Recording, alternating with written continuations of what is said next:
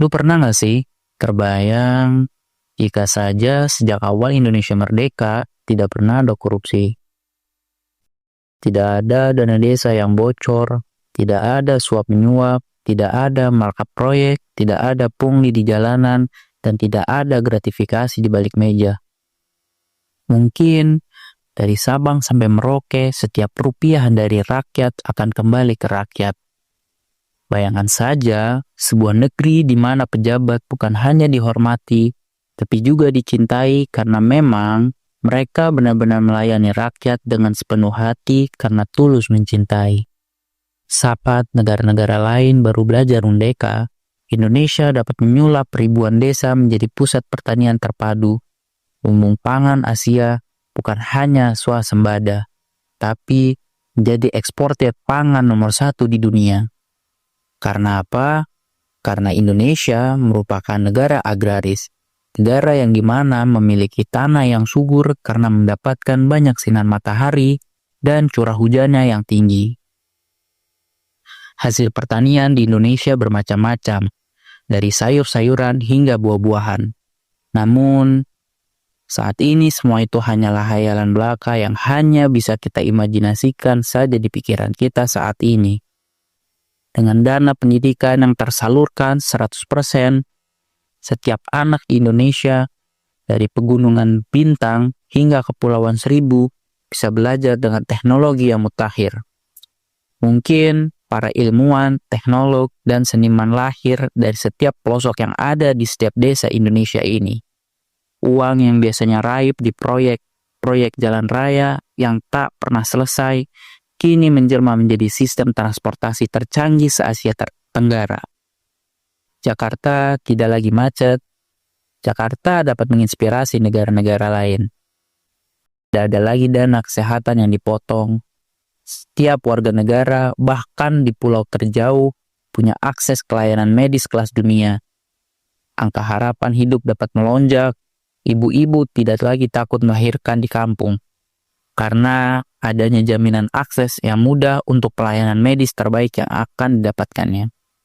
Itulah potret masa depan yang seharusnya bisa kita miliki. Dan itu bukan sekedar hanya angan-angan belaka.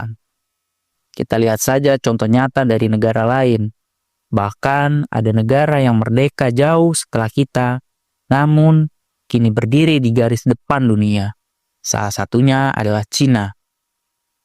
Cina baru memproklamasikan kemerdekaannya pada 1 Oktober tahun 1949. Mereka sempat melewati masa-masa kelam, kekacauan politik, kelaparan, dan kebijakan-kebijakan ekstrim yang mengorbankan jutaan jiwa. Namun, titik balik terjadi ketika mereka mulai berbenah secara serius. Di akhir tahun 1970, Deng Xiaoping memimpin reformasi besar-besaran. Ia membuka Cina ke dunia internasional, menarik investasi, memperkuat industri, dan membangun infrastruktur dari nol. Korupsi? Tentu, korupsi itu ada dan menjadi masalah besar. Tapi mereka tak tinggal diam.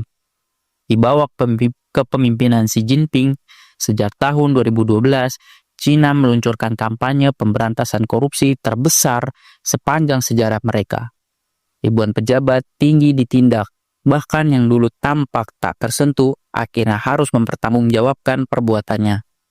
Hasilnya bisa kita lihat hari ini. Cina menjadi kekuatan ekonomi terbesar kedua di dunia. Mereka bukan hanya menjual barang murah, tapi juga menjadi pusat riset, teknologi, dan produksi berskala global. Semua itu terjadi karena ada keberanian untuk berubah, melawan korupsi dengan sistematis dan serius. Bayangkan, jika Indonesia melakukan hal yang sama sejak awal, dana riset yang tidak lagi tersendat membuat para pemuda Indonesia menjadi inovator dunia.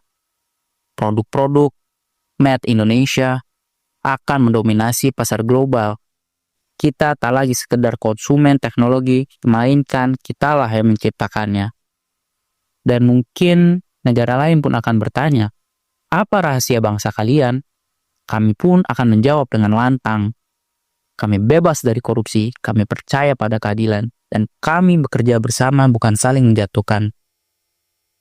Indonesia bukanlah sekedar kaya sumber daya, tapi kaya akan semangat. Dan bila semangat itu tidak dirusak oleh kerakusan para elit pejabat pemerintahan yang ada di Indonesia, maka mungkin itulah yang akan terjadi. Bukan mimpi, tapi kemungkinan.